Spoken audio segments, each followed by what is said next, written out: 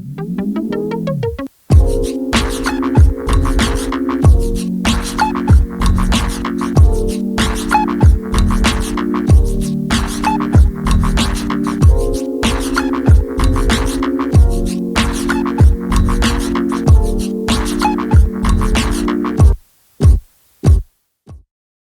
another episode of Sex on Shuffle, formerly on Shuffle with Cindy Lee. I'm your host, Cindy Lee, your succulent sexologist, using pop culture as teachable moments so that you can live your best life and stay ready. It's been a minute. Thank you. Thank you for tuning in. Thank you for your patience. It clearly has not been business as usual for a few months now. Sending you love out there as you, as I, as we try to survive and thrive in the midst of a global pandemic. I wish you all peace and healing and a grieving process that's filled with love and care. Much gratitude to all of you as you are essential. Gratitude to those assisting in healing, in transitioning, in contributing to joy and pleasure in other people's lives, in your own life, whether it's yummy food, whether it's homemade masks, or signs on your front lawn. I'm grateful for you.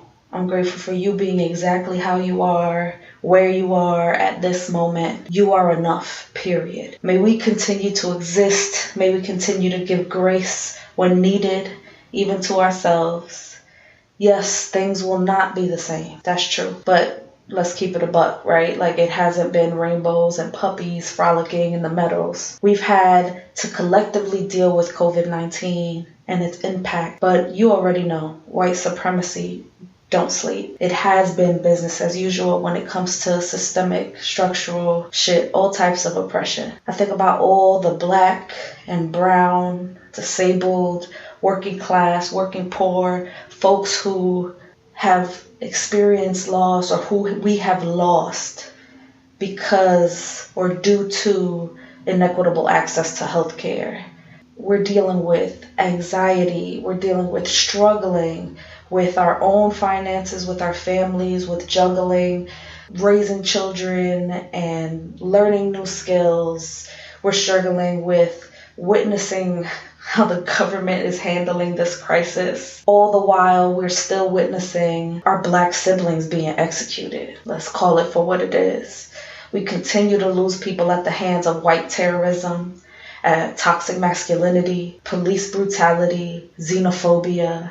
We have lost people while in the midst of this crisis. We've lost folks like Ahmaud Arbery, Breonna Taylor, Nina Pop, and as recent as this week with George Floyd, and I'm sure countless others that are not being named in mass media. May we continue to speak their names and lift them up. Thank you. So as you can see, or something that I've learned very young, is that the only thing constant in life is change, right? You've seen with everything that's going on, clearly, but you also see and notice that I've changed the name of my podcast. It's now Sex on Shuffle. I'm gonna keep it real. At first, I was really apprehensive about adding sex in the title of the show. I had fear of censorship because I've seen my colleagues dealing with some bullshit when it comes to SESTA and FOSTA. I had fear that putting sex would be too limiting, and what does that mean? But that's how our inner hater works, right? I sat with myself. I had to have a come to self moment, right? A one-on-one with my inner hater, and really took a thought self-assessment and reflected on how much of that fear and that doubt was co-created, right? Or was created, limitations between me and my inner hater. So I had to have a one-on-one and really sit with and reflect and yes, talk to my inner hater, because she is I and I am she. So here we are, Sex on Shuffle. So I mentioned and brought up some heavy things into this space. I just want to give you the permission to feel them, give you the permission to just breathe, and also giving you the transition. We're going to focus a lot on joy and pleasure for this episode. In this episode, I talked to my homie, my chosen family, Lisa You may know her as Afromajick. We became friends a few years ago. We've actually met at a conference, the first ABSC conference in Philly, Association of Black Sexologists and Clinicians. And we've been friends ever since. So here for this episode, we talk about some of the beauty that is being created in the midst of this fuck shit. We mostly dive into our favorite verses. I'll let you guess what that is as the episode progresses. And we also mention some of the other magic that the interwebs has offered to us. So thank you. Shout out to all the creators out there, whether you're creating right now or not. I can't fathom what we would be doing had there not been art and music and the beauty of creativity in all of the things that exist in this world. So you'll see that the recording actually starts with us getting right into a conversation. Like we're chatting it up already. And it's because I actually hit record in the midst of us talking about all the background noise, right? I was hearing birds singing on her side and my side. And I was like, it sounded like we were the opening of, a Disney film. And to keep it real, like Disney would be so lucky, right? To be honest. On to the show. Enjoy the conversation that I have with my good friend Lisa of Afromajick. Nature and the birds are like. I could go full Minnie Riperton. I mean, come on. 'Cause you're beautiful. That's hilarious. See, I try to hit that high note in private though. Oh, dude. I used to be able to when I was like 19 and having regular like voice lessons and stuff. Mm-hmm. I can't do it. I mean, it wasn't like Mariah quality. Mm-hmm. But I could do it. I believe you. Yeah, I had a range back in the day. Oh well. It's there. I know it's still there. Oh now I'm all like Della Reese. You shot me in my pinky toe. I knew you was gonna do that. on my lady shit. That's an achievement unlocked though. I mean, it is. Actually. It is. And I'm grateful. I really am grateful. I wish that I owned a bordello in Harlem. Sorta. Mm-hmm. Mm-hmm. At the very least, that could be like a themed party or play party. Oh, right? We're going to have a Harlem bordello. Come on. You know how to talk to me. I got a corset. I see it. I do too. I see it. Make it so, number one. Let's do it. We need party promoters. We need someone doing event coordination. We are just idea generators up in this bitch. It's true. And once we can mingle, we have plenty of time to plan such a thing, because I'm feeling like we're not really going to be able to mingle in that way until at least summer of 2021 or later. Not to be, Della Downer, but I want to have like safe and happy bordello kinky parties. I'm inspired though, because I feel like I too think that we're going to be inside for a little bit, and the shift is absolutely happening. But I see it, like I feel like the next Behind the Velvet Rope, we can theme it to Harlem. I can put a background that looks like the bar Sugar with a bar key, right? And then we could then you can reveal the corset to everyone. Oh yeah. You can do that virtually. You can see it on Facebook. But don't play, because I'll add it on the pod notes. I'll be like, hey. You could. The receipt. I mean, we'd have to get permission, or you could just blur out everybody else. But we're all four of us in corsets, at Mm. the party of one known to all of us at a play party. And so, I'm all about it. Mm-hmm. You could put that up there. My mama ain't gonna listen to this. It's fine.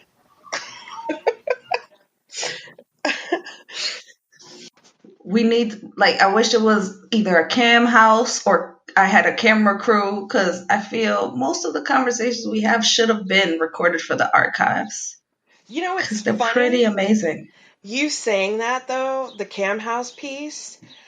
We should have a Mm-hmm. retreat like that, Mm. where it's like a Cam House type situation, Mm-hmm. but what it is that you're tuning in to see is growth and transformation and affirmation, and sometimes sex too, if that's, what happens. That's part of healing. Like, look, that's a kink. Growth and healing and like all this love and hugs and restoration. I think we can make an OnlyFans off of that. That's pretty I genius. mean, the woman that does the Cam House that I know about is still making money and still Mm. thriving. So, you know, I think it's possible, especially now. Well, now that everybody's pivoting and staying home is the thing. Yeah, we should talk about that. I'm glad that you're recording, whether this gets on the podcast or not, because that's a really good idea. Mm-hmm. If this gets on the recording, I need to put this out loud, that I will put Lisa's payment information, myself, because if somebody does this, let's collab. But if you take this idea, I think you need tithes and offerings for 100%. this I would, brilliance. yeah, like I want, break me off. Like, I don't even have to have anything to do with it, but break me off something. Mm-hmm. Mm-hmm. See? Consultation You got fees, it. idea fees, something, something. And I don't think This that's is tacky. capital. I don't think it's tacky, and Mm-mm. I don't think it's problematic. There have been some folks, I guess, complaining about everybody putting Mm. up their Venmos and their Cash Apps and all of that. And I'm like, I hear you. And that's that hater voice in your head that you Mm-hmm. can't listen to, Mm-hmm. you know, And to because like tap into that. So why is that giving you discomfort? right, like why does it bother you? You don't have to give nobody nothing.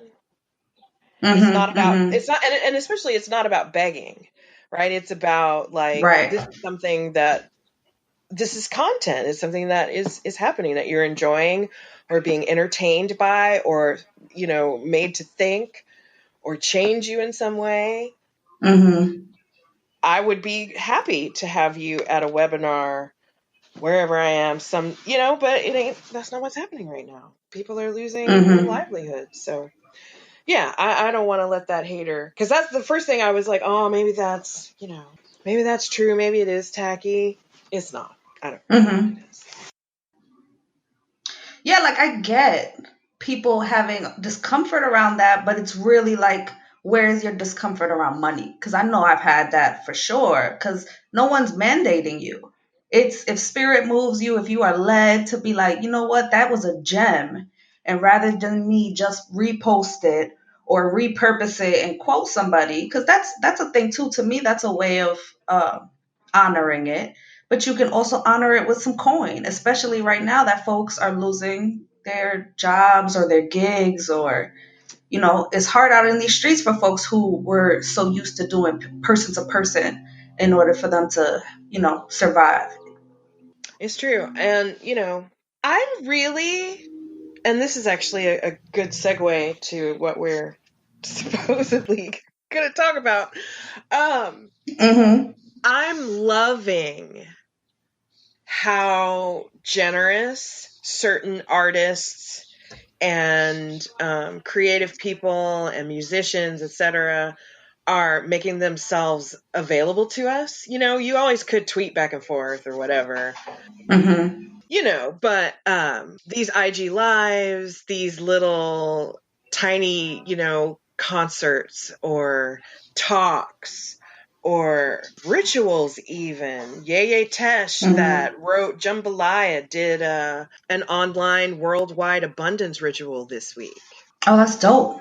For like a donation, but for free, that you could just like go to and be with her and listen to her. And I think surely, she's been doing little things here and there, but 18 months ago, I don't think that would be a thing, being able to see Questlove and DJ Nice and Timbaland and Chris What's-His-Face from Coldplay and Patrick Stewart reading Shakespeare, like That's amazing. I love it. I love it.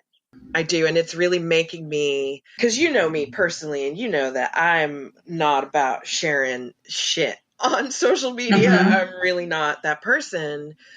But someone younger than me said to me last year, she was like, this is the new intimacy. It's a new kind of intimacy. And when she said that, it touched me. I felt it. I got it. But now it's really being shown and felt, the connections that are possible with social media and with the internet. So, I wasn't a Luddite or anything, but I'm starting to be more typically Aquarius and really love it. Are you getting your life enjoying stuff like that? I think it's interesting because I didn't realize how separate we've been because, you and I, regardless of how much we post, we are very active on the interwebs. Yeah.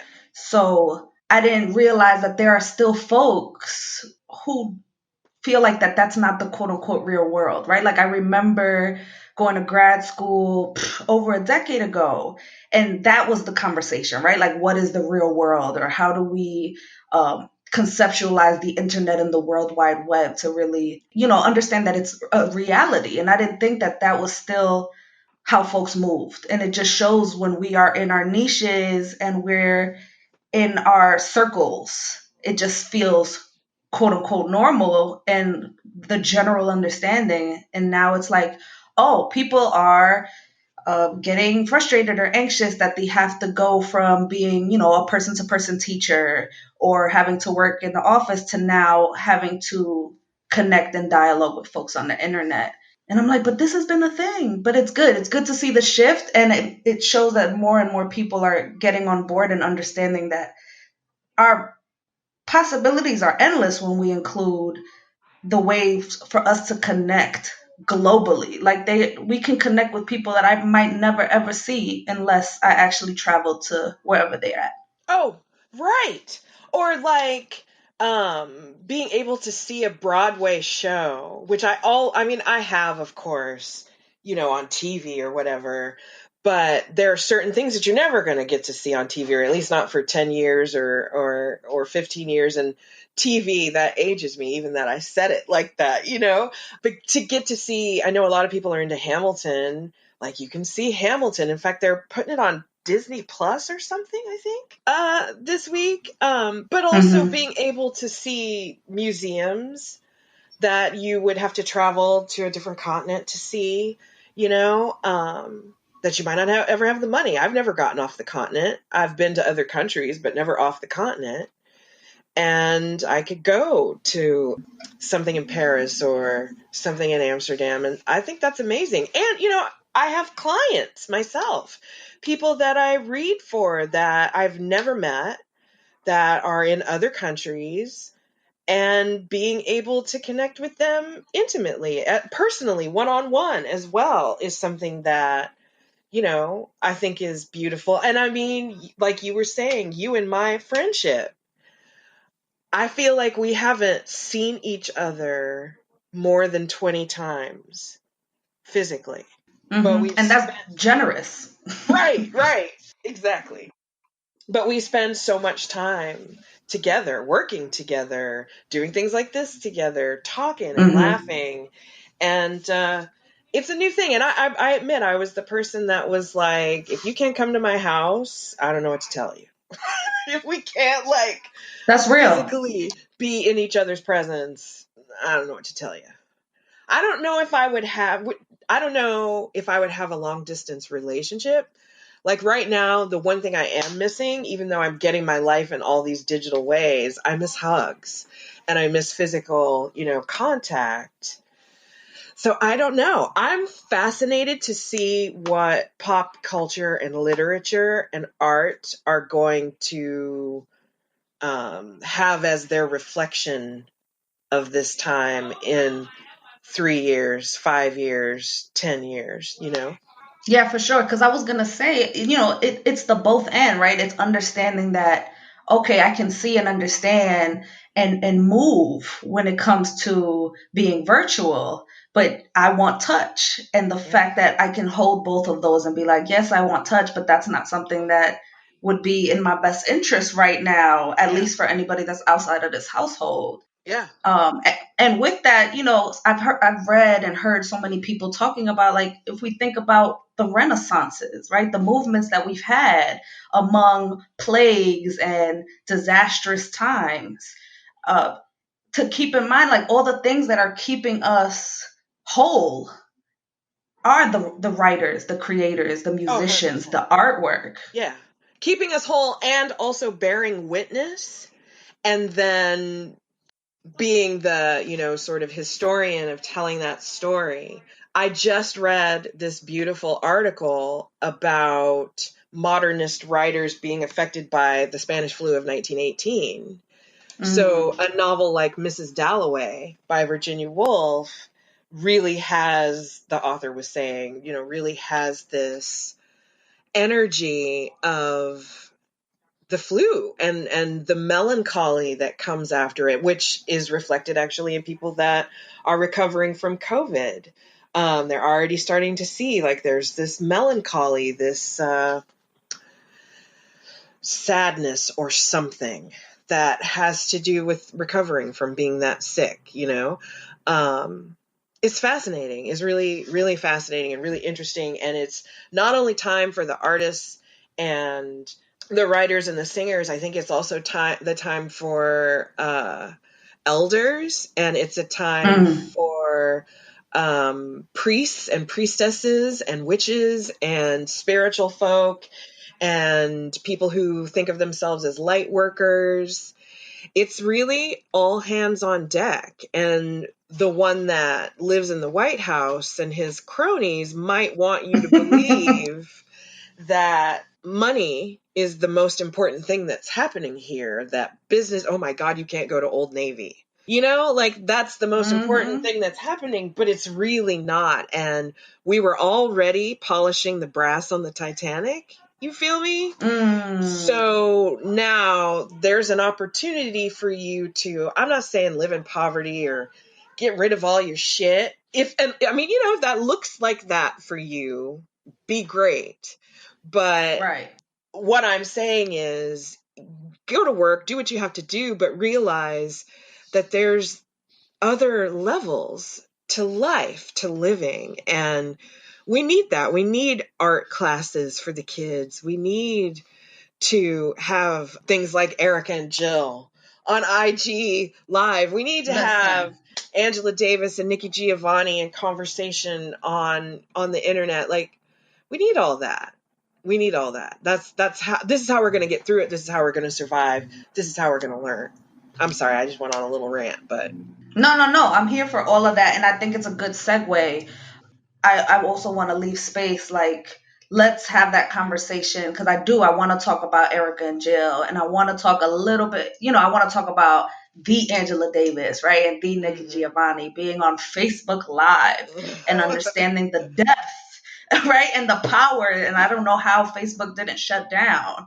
But I also want to hold a little space for you and to tell folks that are listening who just now have had the pleasure and the honor to bear witness to the greatness. Who are you? Oh, wow. Right. The most important part. Who the hell am I even? to rant about things like that. So I'm a witch, and I am a sex educator, comprehensive and pleasure-based. Thank you. I am a tarot interpreter and medium, though that word, I don't know about that word, but it'll do, I guess. I don't know. I talk to dead people and people that you can't see and hear. Sometimes they talk to you without consent. Right. Sometimes sometimes it's all in my face or whatever. So whatever word that is. And I'm an educator generally. I don't just teach about witchcraft and spirituality and sex. I taught other things too, and have a background in reproductive justice and reproductive health. I'm a huge proponent for empowered birth practices.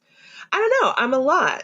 I'm a mom of 2 adult people and 2 cats. Big deal. Big deal. I think the cats are the biggest deal of everything I've said, honestly.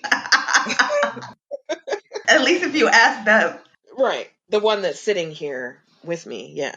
According to her, she's the most important one. Yes. So Lisa is my long time homie. We've known each other for a few years. We met in the field. It has been a blessing to know her and be connected to her. With everything going on, we always have conversations. And I know for me, I've been trying to be less stingy around what we put out there, what we share. And sometimes it's out of, oh, people know this stuff already, or people don't really want to hear from me, right? Like a lot of that negative self-talk. And I feel like I do that with friends too. And I don't want to be stingy, right? So I feel like I have to share the glory to other folks who do not have access or did not know. I love you. I feel exactly the same way about you. I feel like, people need to know. And that's abundance, right? Like that's part of it. You can't just hang on to your stuff. You have to share it and show people and not hoard it communally. Yeah, I'm very, very blessed to know you. Absolutely. We so cute. All this tender love. I love your ass, girl. You know I do.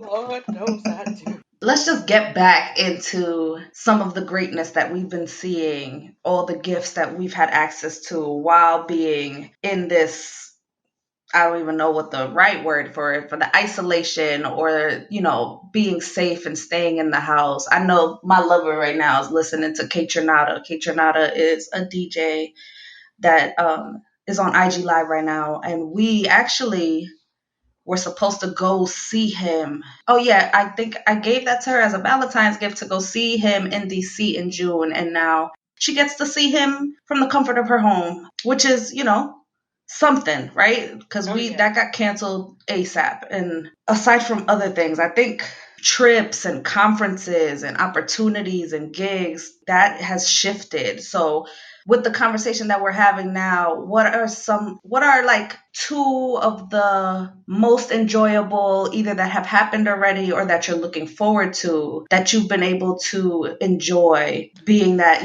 shifts have happened with COVID-19? Honestly, the big one, it just happened this last weekend for Mother's Day weekend, and it was Erykah Badu and Jill Scott in a Verzuz, which I think it's Timbaland and Swizz Beat that's doing it, right? I think so. Yes. Doing the Verzuses. And I might cry. Like it really touched me and moved me. And so like Erykah. And problematic. Some people have canceled her. Mm-hmm. The shit that comes out of her mouth, that she ain't thinking about what she's saying when she's saying it. But the music, my God, the music. The music has, when I tell you, Mama's Gun saved my life. More than once. That album and connecting to the lyrics on many songs on that album. I was 36 when I got that album, and she was 36 when she was writing the shit. And yeah, so I was already Team Erykah. It's not that I wish Jill ill or any of that, but I have never really been a fan of Jill Scott because, well, I mean, it's two different kinds of feminine energy. And For I sure. am way more aligned with Erica's general kind of feminine energy, minus, some of the more minus some of the more neoconservative points of view that she may or may not have had. I might be an orange moon, but not because I'm shining in the light of somebody's sun or whatever. But that's Listen, and that was my jam. But then you're listening and you're understanding like the 5%er language, and I'm like, wait, what? Huh? right. But even a stop clock is right twice a day, right? So there was so much that I processed with her. And with Jill's music is way more couples oriented, hetero couple oriented. And it's not that Erica's isn't, but Erica's, when she's writing about her heart being broken or something about some man, she's telling you how she feels about it. She is centered Right. in what's happening, and Jill is not always so much like that. She's Mm-hmm. old school in that Billie Holiday, look, you came home and you smell like another woman, but here's some grits and some loving, baby. Damn. Kind of song. I feel like they're different flavors of the same like respectability pie. Yes. We got a little faux teppy, and then we got a Yes. little, respectable black femme goes to church on Sundays, right? Like that's Yes. the avatar in my head. Yes. And with the both end, because I've seen Jill perform, and Jill will fillet the shit out of a Yeah. microphone I and saw do that. things to my spirit. But, they both have had problematic instances, but it just shows, I think the more I go through healing and evolve, and I'm not to cape for anybody, but we are all someone's problematic fave. That's right. And, it's complicated, and we so often are pitched. And again, this is capitalism, right? What we are sold as Erica Badu or sold as Jill Scott comes up Mm-hmm. against when they speak for themselves. It's that whole Dixie chick shut up and sing. Like, Mm. y'all are cute and blonde and everything, and you can have your little goodbye Earl, but for the most part, shut up and sing about what you're supposed to sing about. And when they're like, no, war, shut the fuck up. And so, yeah, like, I love what you said, the respectability pie, and it's like two different slices. It absolutely is. And both of them can help any of us transform, feel, grow, believe, have faith in, worship with, rejoice of, And so I say all that, not glory Jill stuff, to say that watching her for 3 hours interact with her friend and play her music from her point of view for us made me a Jill Scott fan. And I'm now going to listen to things that I wouldn't have listened to. Mm-hmm. Simply because I saw who she was and not necessarily wholly who we're sold as her. Yeah, because the perception plays a part, and the ability that we had that intimate time, right? Sometimes, we might get a little bit of that intimacy when we see them perform, but not everybody has $200+ because both of them, at least in my experience, has not been the most inexpensive way to connect with them. I think I cried at least twice in that, to see the community, right? And the intimacy, and that it literally was like a showcase of divine femininity, and just being like, this isn't a competition. Even though, I wouldn't knock anybody. I've read a lot of things. They were like, oh, Erica won, and no doubt. But they both played some of my favorite songs, and to hear the background information, like the beginning when Jill Scott was talking about how she did not write for anyone she didn't write yet, and then she was able to write for Erica, and how big of a deal that was, and how she was terrified and was like, I'm not gonna write this, like I'm not gonna do this, and put it out there when we're talking about You Got Me with that feature with the Roots.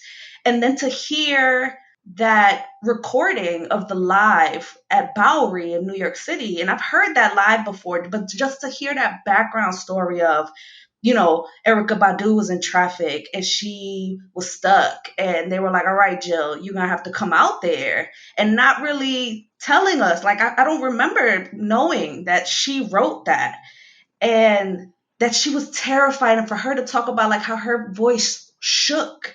And I never realized that because I didn't have that background. I didn't have that context. And it was just so powerful, especially for somebody like me who sometimes has that caution and that anxiety of like, trying to push through that fear and do shit anyway.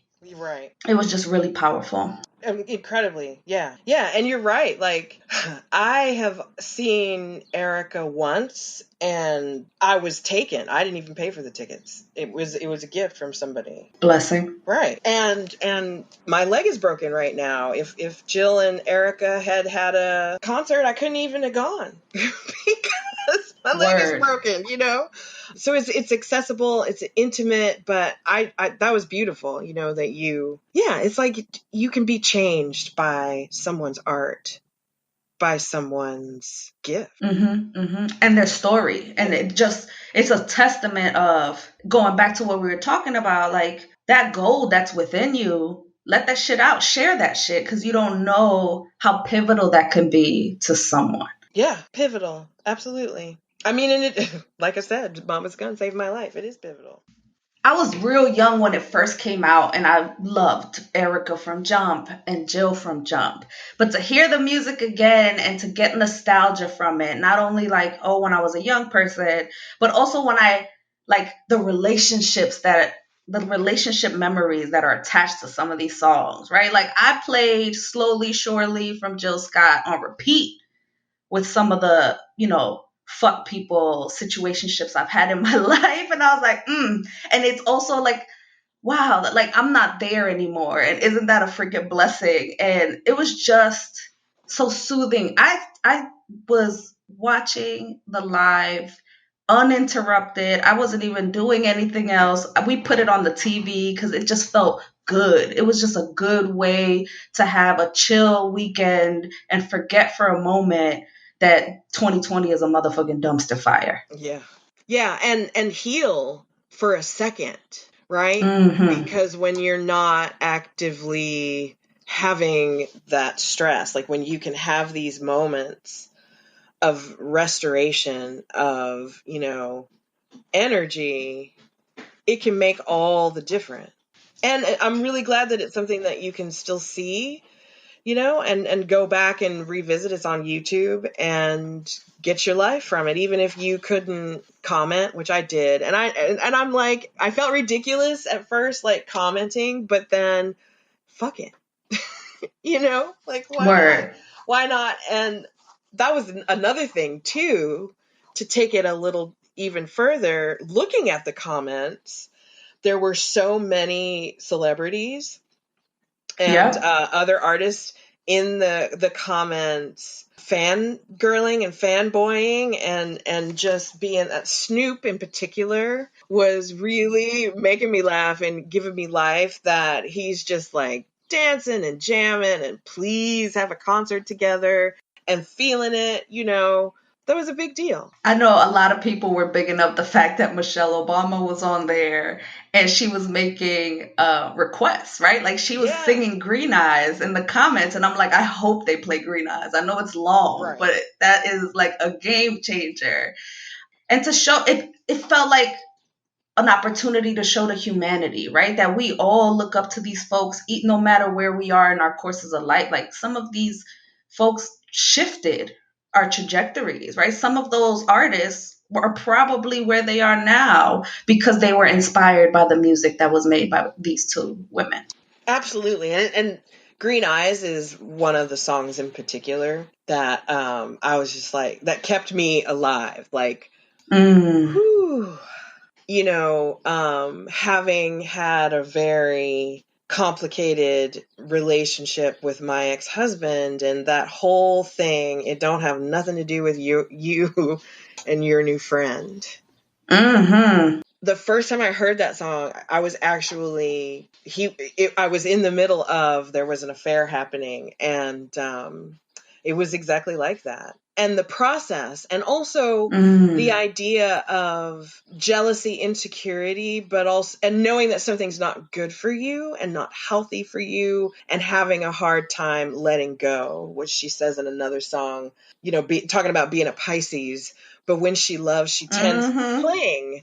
And my Venus is in Pisces, and that is absolutely an issue. That has been an issue in my life, clinging to people and situations. And this is not just true of romantic relationships, but friendships and other things too. Clinging to people and situations that aren't good for you and you need to let go of, and knowing that there was somebody else out there. Not that you don't know that other people don't go through what you go through, but when someone speaks to, your specific, and this is just the power of music anyway, but speaks to your specific moment in an eloquent way that you might not have the words for because you're in too much pain. And so when Michelle Obama was like, green eyes, I'm like, oh, you know about green eyes? Oh. Right. Like, tell me more. Right. Like, tell me more about why that's your jam, right, too. Like, I'm like, tell me that story. Right. And hope that it ain't Barry. That's trifling in that story, Right. And I said Barry on purpose, but yeah, it just, here's another thing, right? Jill and Erica are of a certain age. So this idea of mother, maiden, and crone, or maiden, mother, and crone, and both of them being in the mother stage. So it wasn't simply, they're beautiful women and they're artists and they have these gifts and they have this stuff to share, and they're mothers of their own children in real life, but the function of such a thing, right? If we were living culturally in a more, what I consider to be a more evolutionarily appropriate community way, like there's too many of us for it now, but the community, the function that Erica and Jill were serving for the community, for real, was beautiful, and there's a lot of gravity and weight to that. And I ain't hating on Teddy Riley. I mean, a little. And Babyface or whatever, but the vibe was not that.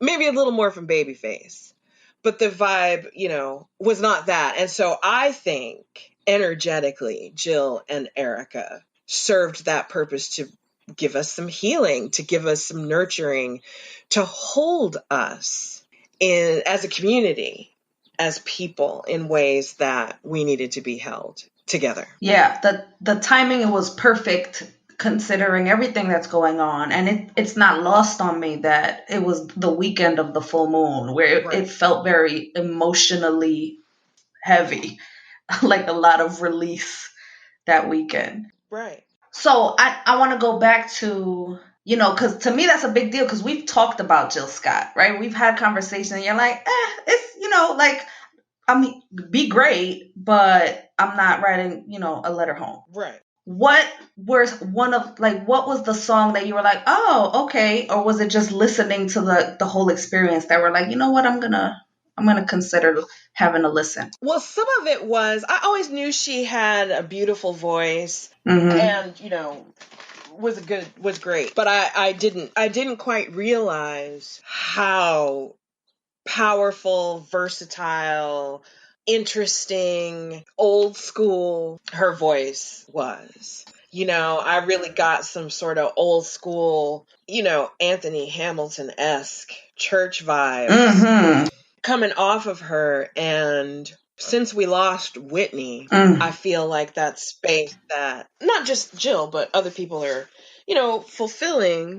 But that, and then I had forgotten that she had done that song with Mos, or Yassine Bey. I think she implied that there's a song with her and Anthony Hamilton that I definitely want to hear, because I'm all about that Anthony Hamilton life too. The appreciation that Jill had for her session musician.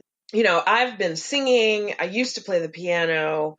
I have been involved in bands and was classically trained and all of that. And there's a subset of musicians that make it all happen that never get shout outs because it's always the vocalist or whatever, you know? So I really appreciate that she was talking about, oh, this is that guitar player. And my God, Roy Ayers on Erica's. But that's another conversation. But you know, Jill she was so gracious and whatnot. I still might not necessarily want to have dinner with her, you know, but I'm gonna listen to she kind of reminds me of like some of my mama's friends. So it's activating. Yeah, it's a little bit like but But that's my problem. That's not Jill's problem. There's nothing to say nothing about Jill. That's me. It's all my shit. But it's an opportunity to pour love in those little spaces. Like, I didn't know. It's healing. Yeah. It's healing. It's healing. I see her in a new light. And I also appreciate the conversation that the two of them had because people do pit them against each other. Always. It's kind of that whole Elvis or the Beatles kind of conversation where it's like, are you a Jill or an Erica? And it doesn't even have to be like that. Like you can be Jill, hang out with Erica, and it's all good. Especially now. And I thought it was beautiful because they're always put against each other. And then this Verzuz happens. And this is one of the only Verzuz where it didn't feel like a battle. At all. And even when they joked, like when Jill toward the end played, "Is it the way you love me, baby?" And Erica brought her kids out and they were all together. And she was so like, "You dirty bitch." And I was like, word. Like that was a move. Ooh. You know? It wasn't Verzuz at all. And I didn't even understand the point. Because, and I said this to a friend of mine, she's been watching all the lives or all the Verzuz and being excited about it. And when I first heard about the Teddy Riley Babyface thing, I actually thought they were going to sing. And I was here for that. I was like, oh, they're going to sing. And then I showed up and really they're just like playing their own music. I was like, what the hell? Right. What? Some people felt that about this too. I mean, a little, if they hadn't given, you know, and if I didn't have such a personal connection to Erica's music too. For sure. A little, yeah. But then both of them sang a little bit. Watching Jill get off on her own shit was also... It was a little sexual. I had feelings. Yeah. I had a lot of feelings. It was a lot. Like, there was an energy that was just palpable. Yeah. And I was like, don't be dirty. And those, like, they're fine to me, right? Like, they are everything. And just chill, too. Like, I'm just going to be here having wine at my desk. And, you know, I fuck with Erykah Badu and the entrepreneurial side because she's like, yeah, I'm going to have all this set up. And then after we're having an after party live. Yeah. And come join. Right. And I'm like, I fuck with y'all. And buy the stuff. And, you know, I had on that note just a little bit. I had the thought, I wondered, because, you know, I'm thinking about who's showing up for these things. And none of these people are like hurting for money. But at the same time, you know, I know and you know, maybe a lot of other people don't, but a lot of these artists, most of their money comes from touring, comes from concerts, comes from that stuff. And so I know with Erica having however many kids and maybe even a grandchild now, she, you know, it's about coin and her needing coin. And she needed cheddar, and I understood that, looking for cheese that don't make her a hood rat, right? Woo! Like, I didn't feel like it was like that. I felt like it was a mom. I feel like Erica's a mom doing the best that she can for her family and for her own life. And there's nothing wrong with that. Like, having a level of lifestyle, there's nothing wrong with that. I don't want to live in the house that Cardi B just bought. You feel me? I've seen... That don't even look like a house. Right. Like, Jamie Foxx actually did yesterday on his story a moment where he was singing Grandma's Hands by Bill Withers, which check that out because, yeah, it's awesome and sexy and all the things. But anyway, the backdrop of where Jamie was singing, I'm assuming is his home. I wouldn't want to live in a house like that. And Erica lives in Dallas. And I don't know what the Mm-hmm. house looks like, but from what her content shows, the background, that's a house I would want to live in with wood floors Mm-hmm. and like home. It feels like a real place. And so I feel like she's a mom doing the best that she can to just live. And I don't hate on that at all. I don't want to buy shit, you know? She's got Mm-hmm. these beautiful leg cuffs. I know she's collaborating with different artisans in different countries in Africa. Awesome. That's on the website, and there's these beautiful leg cuffs with cowrie shells and whatnot. I was like, see, yes, please. Take my money. Right. Like you're gonna get all my Right, coin. take my money. And Absolutely. that is consumption that I feel like is ethical, that I feel like isn't conspicuous, that I feel like is, for me, in my life, worth more than an ice cream colored Lambo to me. Oh, for sure. It's in alignment with your values, Right. for sure. Right. I don't know if that's where we were going with that, but that's where I ended I up. mean, look, that's why the fuck is called on shuffle anyway. Cause and this is not throwing shade to Cardi, right? Like that's At if you all. want to live in a crib like that, be great. Like you worked your ass off. That's Congratulations. that's not my ministry, At right? all. That's not my lane. That's not my lane. And I love Cardi, by the way. No hate at all on Cardi. Cardi gives me life. I can't wait for her to come back and show Megan the Stallion what time it is. Are you like giving a versus suggestion? Because it sounds like you putting them together. A little And bit. I fuck with Megan I do too. too. Like if my playlist, because like the playlist that I have when it comes to joyful movement, if I'm trying to shake my ass and get some energy moving, it's mostly them two, living my best life. 100%. And I just love that it's weird, you know, we are so steeped in the binary of masculine and Mm. feminine.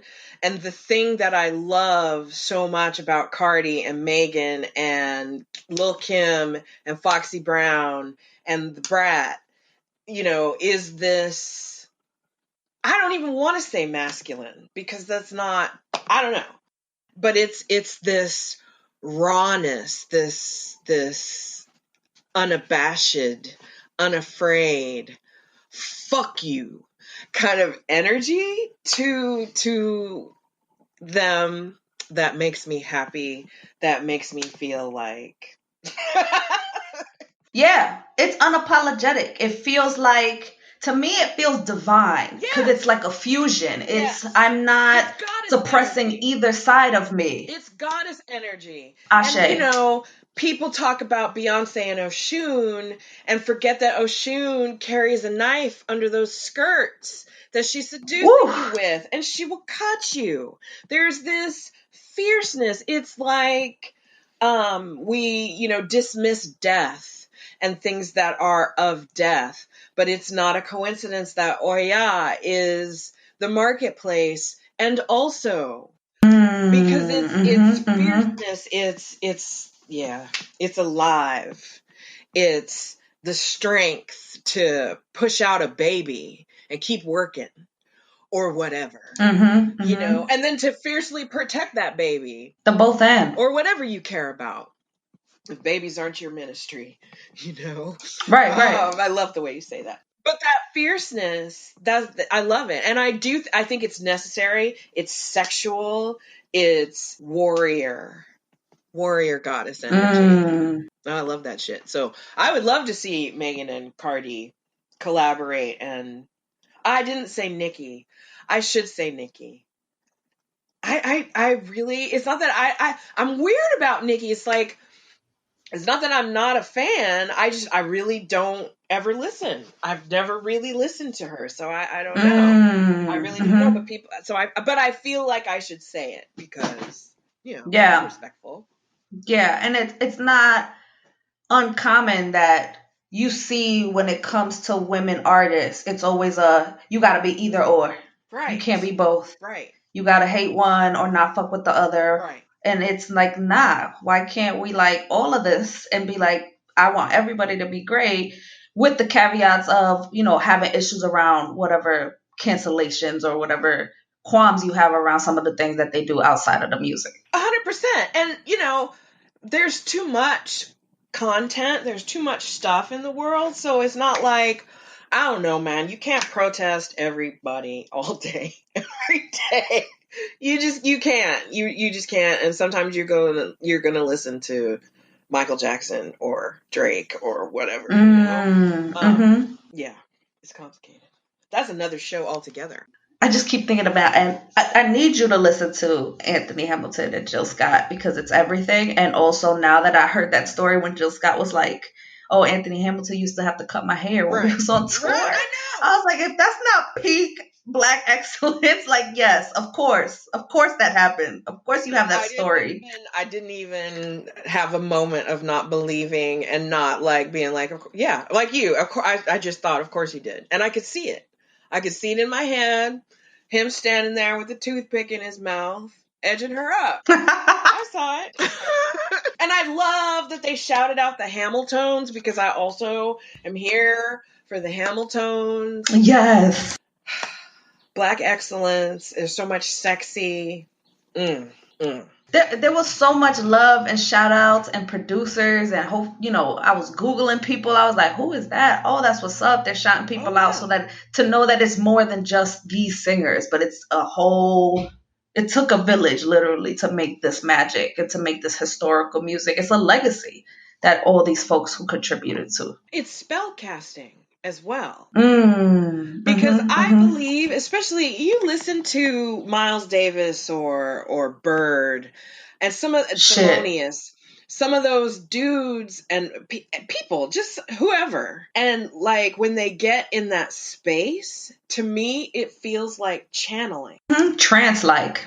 Yes, absolutely. Absolutely. And frankly, I really do believe that, there's the whole Carlos Santana with the Archangel Metatron conversation. And he was like, Metatron came to me, and that's where that album. Yeah, I think it's supernatural. And that came from somewhere else, a lot of some of those guys will talk about it. Jimmy Page talks about it, but Jimmy Page openly practiced magic. So to me, it is. Everybody's not. It's not like that all the time. It's just like the difference between having sex and doing sex magic, right? The intention behind it. Or lighting a match and lighting a bonfire. It's all fire, but it's a different thing. And so I'm not saying that Cardi B is necessarily channeling from some greater other dimension, although maybe a little bit. It's possible. I haven't fact checked the memes, but there's memes that are of her with like altars behind her, and you see the altar and you see like the candle with mad coins, and I was like, yes, I see you. All right. Right. What I was going to say was just looking at her meteoric rise was the energy around that was a little that I had questions. So maybe a little, but that's a different thing than what I'm saying in terms of actually channeling that into the music instead of channeling that into wealth, which is all is again, right. Whatever your ministry is, it's all legitimate. But yeah, Erica and even Jill, I think are, and Anthony too. I mean, when Anthony sings, I hear my grandfather's voice. Ooh. I feel my grandfather's energy. I smell my grandfather's smells. I'm sitting next to him in church on a pew Sunday, watching the women get happy around me. You know what I mean? Like his Anthony Jacob Banks is another one that I feel like when they sing, I hear my ancestors. Ibeyi, that little group, that little rap group, Oshun is like that too, where it's like that's from somewhere else. That's something else. But what's that Lil Wayne song? Whoop, whoop, Mrs. Cop. Miss Cop, Lady Cop, whatever that song is. I don't know. I don't feel like that necessarily came from a higher place. But maybe that's respectability politics on my part, and Lil Wayne is a priest, and I just don't know it. Could be right, and it's a different lane. Yeah, and it's possible. I mean, even now, I just saw, because Megan Thee Stallion has a remix with Beyonce, and a lot of people are circulating this like old interview with Megan when they were like, she was on a radio station in Houston. Who would you want to perform with? And she immediately was like Beyonce. And just another testament to like, you got something, you want to go set for it, manifest the shit out of that. Right. That's what they always say, that it's a flow. There's an energetic flow. And there's the collective unconscious, especially when we're talking about cultural things like music and stuff like that. It's what's in the collective unconscious. For sure. When it's time for Old Town Road to happen, it happens.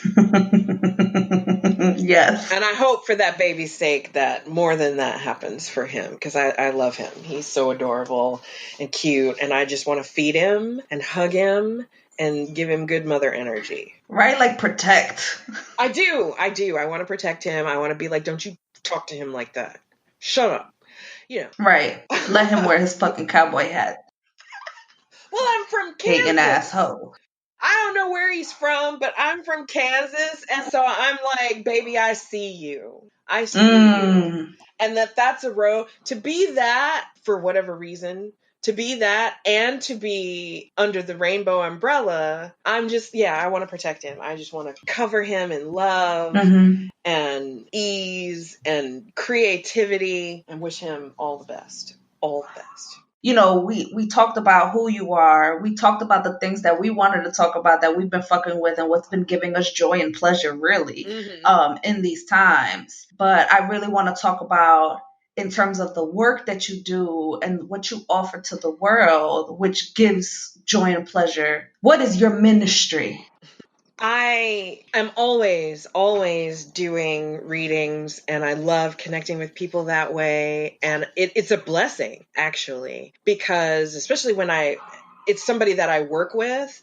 I have many folks I've been working with for 4 or even 5 years of doing readings for them and watching them grow and change and watching them fulfill their own destinies is beautiful to me. So I'm always loving and lovingly doing readings. And so that's a thing to come to afromajick.com to look into. I have a quarantine quickie. Anybody that knows me knows it's if you're going to have a reading with me, is probably going to be substantial. But I'm bringing back the 30-minute readings for the quarantine because they cost less. They're $33. It's hopefully not something that's, is a burden for folks. And I am really enjoying doing love and relationship readings that I started I always did them, but I was, given, or I channeled these words. I don't know about English sometimes, but I was given from wherever this spread that works out for doing readings for people's romantic lives.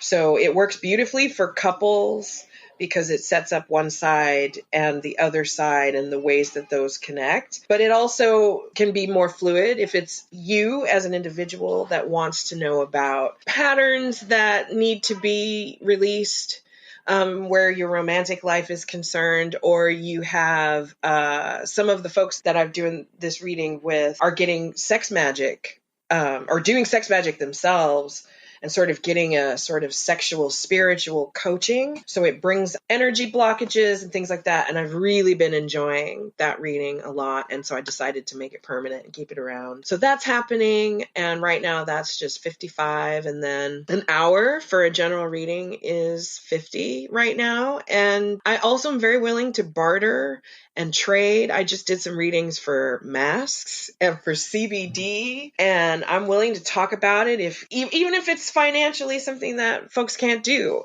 Just talk to me. We can talk about it. There's many ways that aren't just money, that are things that people have of value that we can exchange with one another, Absolutely. So pretty much that. And then I'm going to start doing some more lives. I've been doing lives and events that are more internet based, right? Like a thing actually Cindy and I are doing together, Behind the Velvet Rope. What's the date on the next one? Yes, that is a good plug. And I'm going to pull out my iCal in true form. So on May 27th at 1 p.m. This would be our second one behind the rope, Pleasure in a Pandemic. It's Lisa, myself, and other amazing sexologists, Janae and Queen. I will put the information in our pod notes. It's a really like chill, laid back, hold space, and just have a conversation about what it's like to prioritize joy and pleasure when shit is all over the place. And, we share tips and tools. And this time we're going to talk about sex toys. It is masturbation month, so we're going to talk about sex toys and DIY sex toys and ways that you can diversify your bonds where your personal pleasure is concerned. That's funny. It's going to be good. It's going to be a good one. And then I'm going to have some classes. I'm working out exactly how that's going to look. If it's a webinar, I'm going to show up. I got my whiteboard, things of this nature. So I have to translate all of that into digital, but I'm going to start a tarot class, stuff about crystals and protection and starting your own personal spiritual / magical practice at home. That's awesome. I think I would love to have you on the show again, specifically to just talk about you and your work, and also like dive into like what is sex magic, or how do we tie our sexuality and spirituality together? Because I know there are going to be some folks that are listening. They're like, wait, you're a sex educator and a healer and a tarot reader? How does that all come together? And you'd be surprised the powerful work that gets done. A lot of your clients that come specifically for readings but end up getting sex coaching or end up getting some type of education. Absolutely, because it's all, and I resisted that for so long, and I was getting that message from spirit that you got to put the sex and the spirit together, and I was like, no, they're separate, but they're not, because they're both in me. And so it really does happen, and it comes up in readings. I know that I'm not the only one for whom it does, but I have heard multiple times from folks that get readings from me that they have never had sexuality come up in a reading before. They have never been encouraged to explore cultivating sexual energy for healing and manifestation in themselves before. They've never heard people talk about crystals for healing from sexual trauma, for instance, or even knowing that sexual trauma would come up in readings. That's another thing. I've been getting a message about putting tarot and the trauma together into a workshop as well. So there's all kinds of stuff happening and keeping happening. So anybody who comes to afromajick.com, if you sign up for the newsletter or subscribe or whatever, I will keep you abreast, and you can get discounts and free things. And I'm not a spammer. You're not going to hear from me like I've literally been getting multiple emails from some people in one day, and I don't believe in that. I hate that shit. So I'm not going to spam you or fill your inbox up with a lot of crap. No. And to me, you being in the inbox has never been crap. Like I subscribe and I get the little nuggets of goodness. And